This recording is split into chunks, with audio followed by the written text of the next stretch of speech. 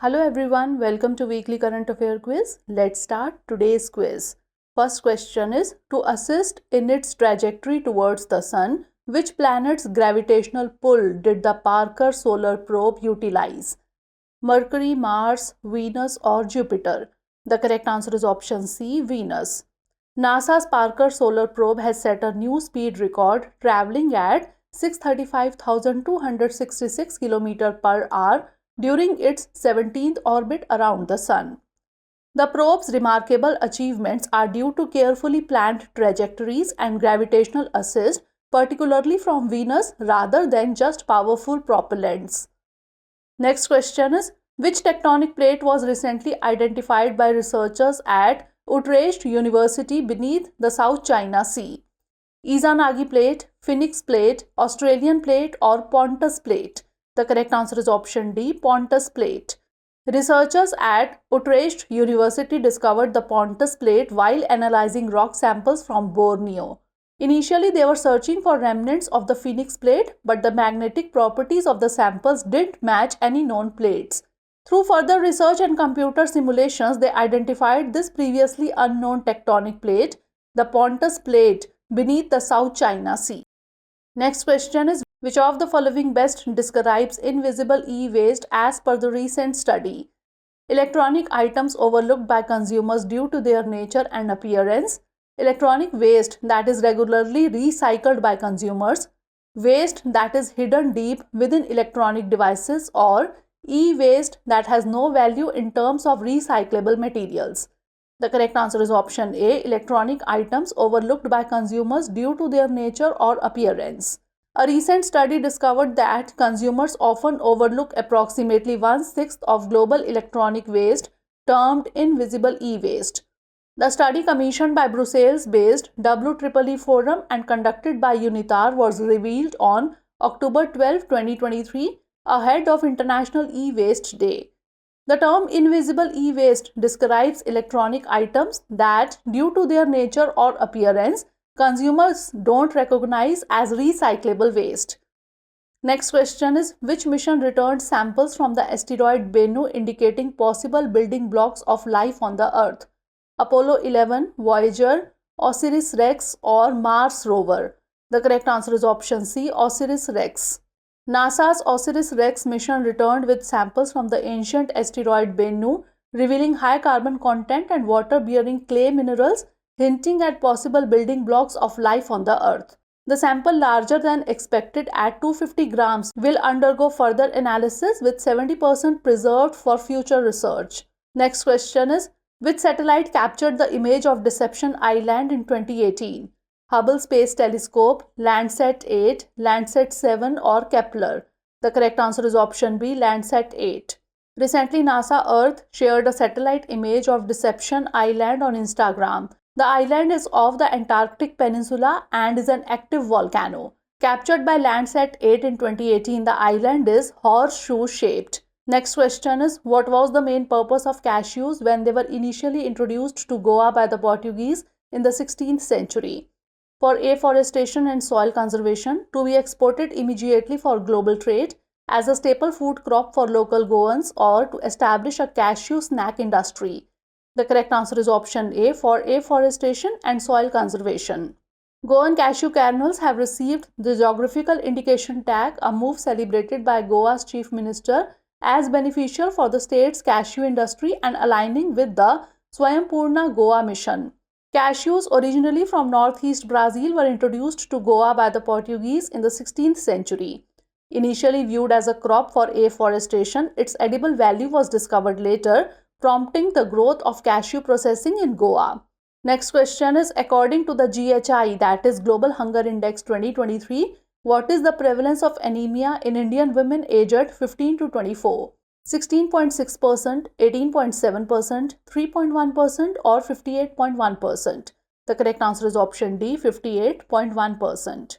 India has been ranked 111th out of 125 countries in the Global Hunger Index 2023 with a score of 28.7, indicating a serious hunger situation. The report highlighted India's issues like a 16.6% undernourishment rate, 3.1% under 5 mortality rate, 58.1% prevalence of anemia in women aged 15 to 24, and a global high child wasting rate of 18.7%. However, the Indian government has dismissed the index, stating it has serious methodological issues and accused it of malafide intent. Next question is, what was the theme of World Food Day 2023? Feed the future, hunger knows no bounds, water is life, water is food, leave no one behind, or every drop counts. The correct answer is option C, water is life, water is food, leave no one behind. World Food Day 2023 emphasizes the crucial role of water in life and food with the theme Water is life, water is food, leave no one behind. Amidst challenges like climate change and rapid urbanization, there is an urgent need for efficient water management as billions face water stress and the deterioration of aquatic food systems. Next question is, what is the significance of NextCar19 receiving marketing authorization approval from CDSCO? It's the first CAR T cell therapy in the world. It's the first CAR T cell therapy for solid tumors. It's the first CAR T cell therapy for pediatric patients, or it's the first CAR T cell therapy approved in India. The correct answer is option D. It's the first CAR T cell therapy approved in India. IIT Bombay incubated company Immunoadaptive Cell Therapy has received approval from the Central Drug Standard Control Organization for the marketing authorization of NextCar19, a humanized CD19 targeted chimeric antigen receptor T cell, that is CAR T cell therapy product. This groundbreaking therapy is designed for relapsed or refractory B cell lymphomas and leukemia in India. It's the first CAR T cell therapy approved in India. Next question is, which field of physics explores how thermodynamics emerges in quantum physical systems? Classic thermodynamics, quantum computing, quantum thermodynamics, or quantum mechanics? The correct answer is option C, quantum thermodynamics. Physicists in Germany have developed a quantum engine referred to as a Pauli engine, which can convert the energy difference between the two quantum states of a group of atoms into work. This achievement allows for the exploration of quantum thermodynamics and potentially advances in quantum computing. Next question is, what major event did Sir Syed Ahmad Khan criticize in his pamphlet, The Causes of the Indian Revolt? Indian independence movement, Sepoy Mutiny of 1857, British colonial rule, or religious conflicts?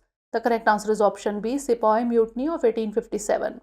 Sir Syed Ahmad Khan was a prominent Muslim educator, jurist, and author in India during the late 19th century. He played a key role in the revival of Indian Islam and founded the Anglo-Mohammedan Oriental College in Aligarh, Uttar Pradesh, India, which later became Aligarh Muslim University. His works covered a wide range of topics, including religious tracts, a book on the antiquities of Delhi, and a pamphlet called The Causes of the Indian Revolt, which criticized British administration during the Indian Mutiny of 1857. Next question is, which organization is responsible for the development and management of the Green Credit Registry and Trading Platform? Indian Council of Forestry Research and Education, Bureau of Indian Standards, Ministry of Environment, Forest and Climate Change, or Central Pollution Control Board? The correct answer is option A, Indian Council of Forestry Research and Education, that is ICFRE.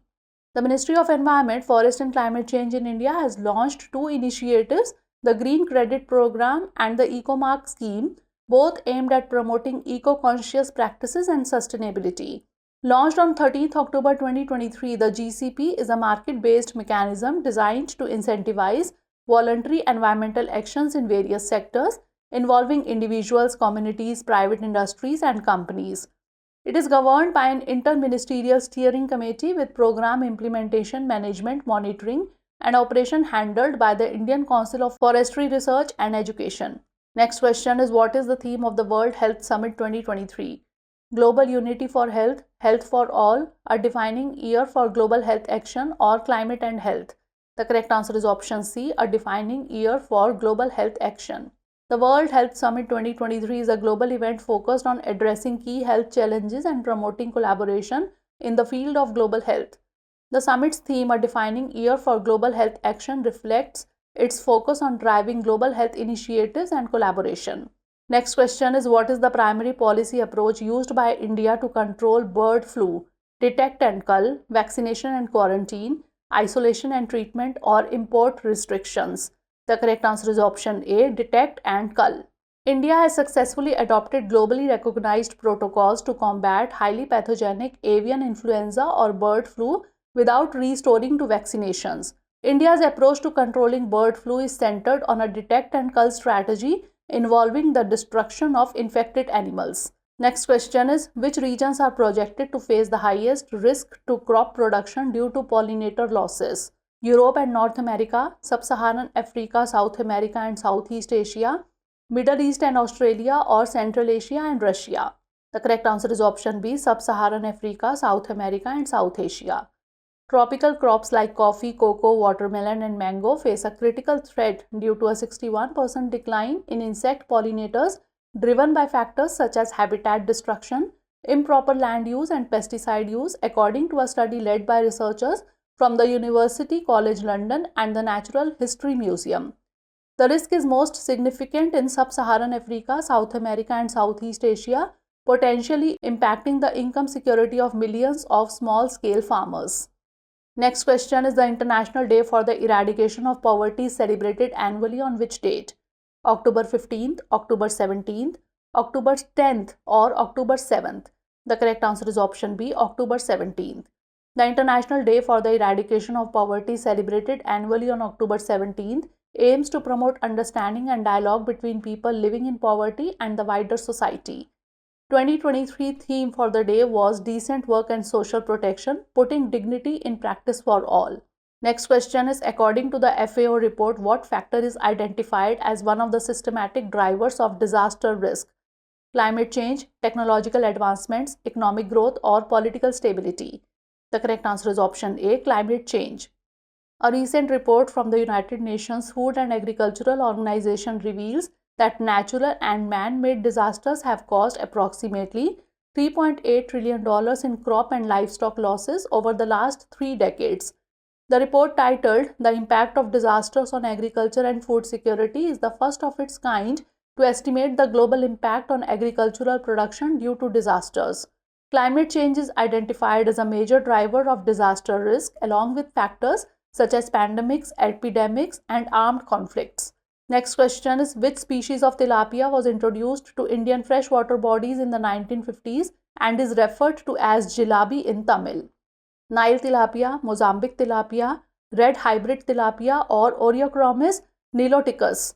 The correct answer is option B, Mozambique tilapia. In India, a newly discovered virus called tilapia parvovirus has been found to affect palm red tilapia, resulting in significant mortality rates. The virus was first identified in ponds in Valajaha, Ranipet district, Tamil Nadu. Mozambique tilapia, locally known as jilabi in Tamil, was introduced in Indian freshwater bodies in the 1950s. This species is capable of surviving in low oxygen water conditions and has become invasive across the country.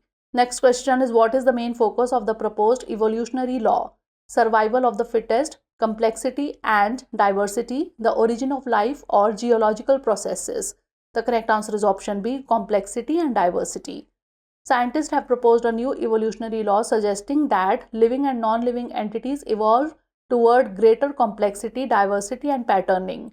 This new evolutionary law has broad implications for understanding complex systems in various scientific domains, from astrophysics to artificial intelligence. Last question is, which country tops the list in the Global Remote Work Index for remote work suitability?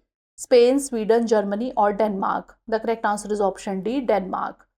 According to a recent study by the cybersecurity company Nordlayer, India's suitability for remote work has declined significantly, dropping 15 places to rank 64th in the Global Remote Work Index.